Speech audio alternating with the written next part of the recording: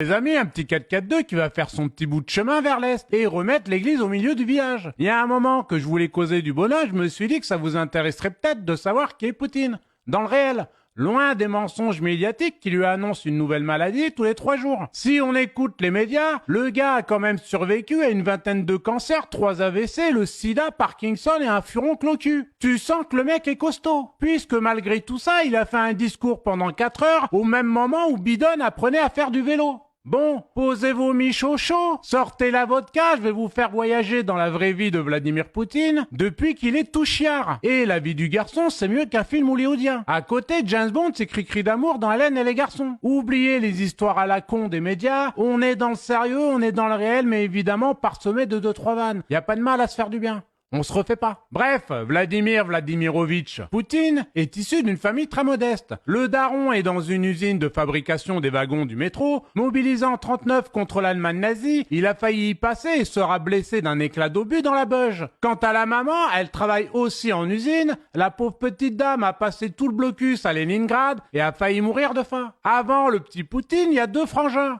Victor et Oleg. Mais malheureusement, les 2 gars décéderont en bas âge. Bon, d'entrée de jeu, t'as compris qu'on n'est pas sur un Walt Disney avec la bande à Mickey. Et la suite est dans la même veine. Mais vous allez voir que tout va basculer. La famille vit à Leningrad. Alors pour le coup, Leningrad, si ça vous parle pas, on va en causer une petite ligne, car l'ambiance y est particulière. Le siège de Leningrad, c'est 900 jours imposés de cassage de gueule par les nazis, au cours de la Seconde Guerre mondiale. Et c'est pas du petit bourre-pif qui se mettait dans la trogne. En fin de course, t'as 1 800 000 morts quand même. Donc dans le patelin de Leningrad, t'y croises forcément des gueules cassées. Des mecs avec une patte en moins, du borgne, etc., etc.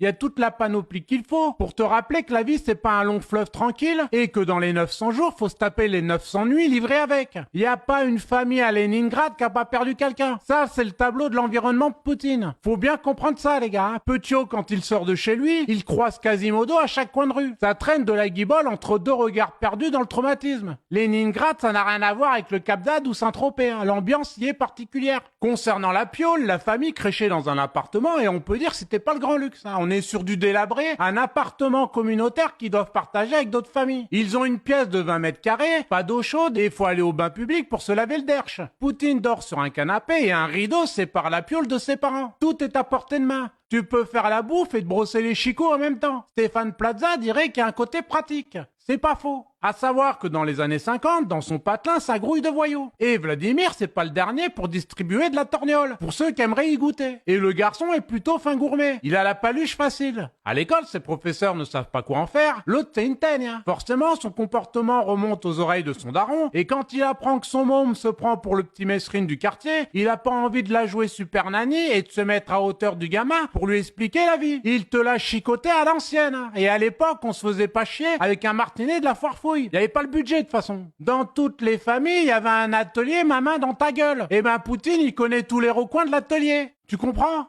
Mais quand même, il y a de l'amour pour le petit Vlad, tout simplement parce que c'est l'enfant tant attendu. Bref. Après les années bourre-pif, 2 événements changeront la petite terreur du quartier. D'abord, une personne viendra transformer le cours de sa vie, c'est Vera Gourevitch. Si vous voulez, il a été demandé au professeur de l'époque de prendre en main un élève de la classe et la professeure Vera Gourevitch a choisi Vladimir Poutine. Apparemment, elle aime les challenges. Et à partir de ce moment-là, Vera passera tout son temps libre avec le petit canaillou. Et elle lui fait découvrir la culture, l'art, les livres. Plongé dans un monde qu'il ne connaissait pas, il se prend au jeu. C'est le début de la métamorphose. Le deuxième événement qui le sauvera de la rue, c'est le sport. Le président russe dira lui-même: en réalité, j'étais une racaille. Si je n'avais pas fait de sport, je ne sais pas comment j'aurais tourné. À savoir que Poutine est un putain de sportif, les gars. Il fait du ski alpin, de l'équitation, de la natation, de la randonnée, etc., etc. Sur un vélo, ça n'a rien à voir avec Biden, hein. En équitation, il monte que les ours. Les chevaux, ça l'emmerde un peu. Trop facile. Et quand il nage, c'est toujours accompagné par des dauphins. Mais surtout, il gère le sambo, qui est un sport de combat russe qui n'a rien à voir avec la samba, hein, même s'il faut faire valser le mec d'en face. Et il pratique aussi le judo dès l'âge de 13 ans. Et deviendra un grand maître dans les 2 sports en 1975 et 1976.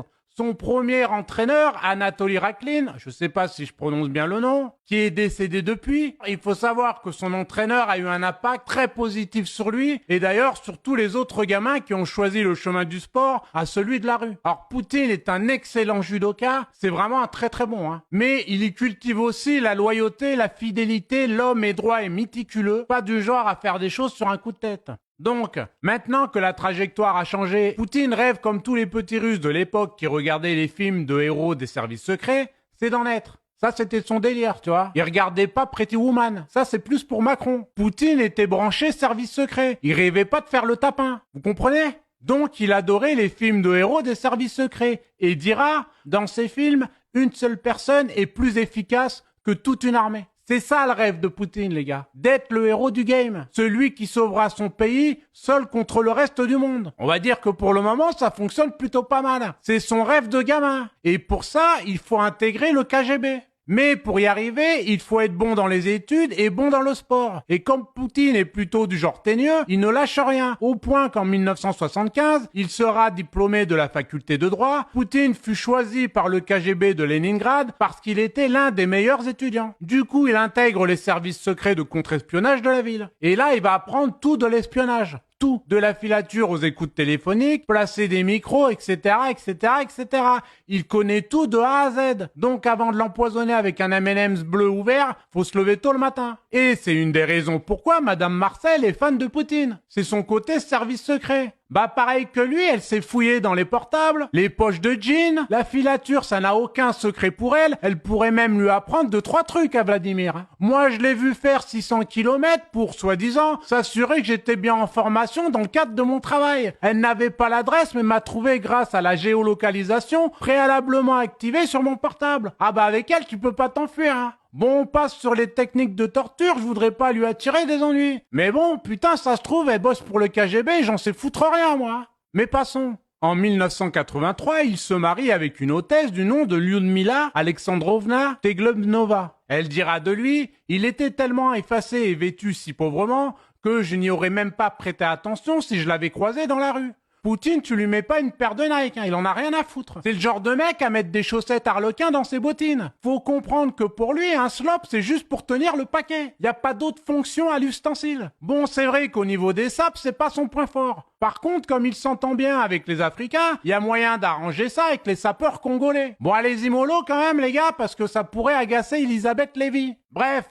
À 33 piges, il est muté à Dresde dans l'Allemagne de l'Est et s'installe avec sa femme et ses 2 filles. Le mur de Berlin tombe le 18 novembre 1989. Poutine est rapatrié en Russie à Leningrad, ville qui redevient Saint-Pétersbourg au passage. C'est à ce moment-là que Poutine devient en 1991 le conseiller aux affaires internationales d'Anatoly Sobchak, le maire de la ville qui était aussi son ancien prof de droit. Faut savoir que Poutine est très apprécié car c'est un homme extrêmement fidèle. C'est aussi quelqu'un qui fait le boulot qu'on lui demande de faire et c'est justement là sa force. En 1996, il est nommé à Moscou dans l'administration présidentielle et en 1998, il est nommé directeur du service fédéral de sécurité de la Fédération de Russie, le FSB que l'on connaît surtout sous l'ancien nom du KGB. Et Poutine devient patron des services secrets. Et là, ça devient très intéressant car cette nomination tombe au moment où le président Boris Yeltsin arrive en fin de règne rongé par l'alcool. Pour ceux qui se rappellent de Boris, le mec il enquille comme jamais. Quand on le voyait à la téloche, c'était pour nous montrer à quel point il était bourré. Boris, au lever de coude, c'est un champion en la matière. Un dieu vivant pour tout alcoolique qui se respecte. Depardieu à côté, c'est un enfant de cœur. Faut bien piger un truc. Du temps de Boris Yeltsin, le mec voit tout en double. Il gère juste la vodka. Ce sont les oligarques qui tiennent la boutique. Ils détiennent tout ce qu'il y a en Russie. Tous les gars. T'achètes pas une glace à l'eau sans que le bâtonnet appartienne à un oligarque. Des chaussettes en passant par le slip jusqu'au béret, t'es habillé par un oligarque. Et là, les mecs sont emmerdés parce qu'ils ne veulent pas qu'au moment des élections, le pouvoir passe à l'opposition. Du coup, les oligarques cherchent le candidat idéal. Il faut que le type ne soit mêlé à aucune affaire, n'ait aucun lien avec la mafia, le mec propre sur lui. Il fallait trouver l'élu. Et c'est le plus influent des oligarques, Boris Berezovsky, qui va trouver le candidat par excellence. Un mec loyal qui fera ce qu'on lui dit de faire. Et là, les amis, tout va commencer en France. Plus précisément à Biarritz.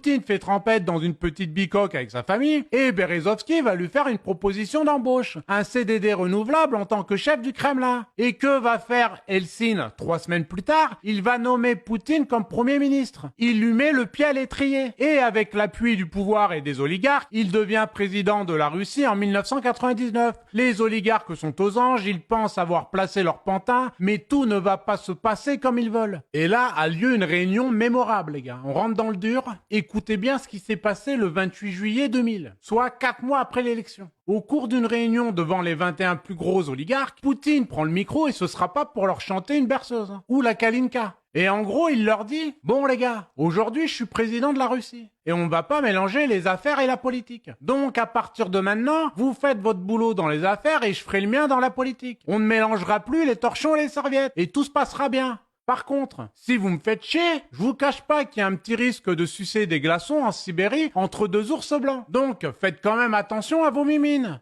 Poutine est en train de leur mettre une carotte comme jamais. C'est le casse du siècle, les gars. Tous les milliardaires du pays, ils comprennent qu'ils se sont fait baiser par le petit fonctionnaire qu'ils croyaient insignifiant, avec ses chaussettes arlequins et son air de pas y toucher. Aux États-Unis, ils inventent des super-héros en collant. En Russie, ils ont Poutine. Et l'un des oligarques milliardaires, Mikhail Rodorovsky, n'est pas content. Le gars est pas d'accord. Le fait savoir et se retrouve en tôle pendant 10 ans. Comme ils traînent tous des casseroles et que Poutine était chef des services secrets, l'air de rien, tu penses bien qu'il a un dossier sur chacun d'entre eux. Et quand l'oligarque milliardaire va prendre 10 ans de prison dans les dents, ça va calmer toute la troupe. Ça, c'est la méthode Poutine, tu vois. C'est pas Macron, hein. Je sais pas si vous vous rappelez ce qu'il a fait au tout début de son premier quinquennat. C'est baisser de 5 € les APL. Donc, pour les personnes les plus misérables de France. Ben, Poutine, le premier truc qu'il a fait en prenant le pouvoir, c'est emmerder les milliardaires et non ses propres citoyens. Ah ben, ça change de chez nous, forcément. Faut comprendre qu'avant l'arrivée de Poutine au pouvoir, le PIB de la Russie avait reculé de plus de 40%. Et le revenu mensuel à l'époque était de 63 $. Toute l'économie avait été pillée par les oligarques. Résultat des courses, depuis que Poutine est au pouvoir, il est soutenu par le peuple à 10 000% et tous les médias occidentaux ne peuvent que le constater. Alors pourquoi? Parce qu'il n'y a plus de dette. Il y a des réserves de plus de 650 milliards de dollars avec un fonds souverain de 150 milliards de dollars. La Russie est le deuxième exportateur de pétrole au monde. Pour le gaz, je vous en parle même pas. L'industrie russe représente 30% du PIB. Le salaire moyen des Russes a été démultiplié,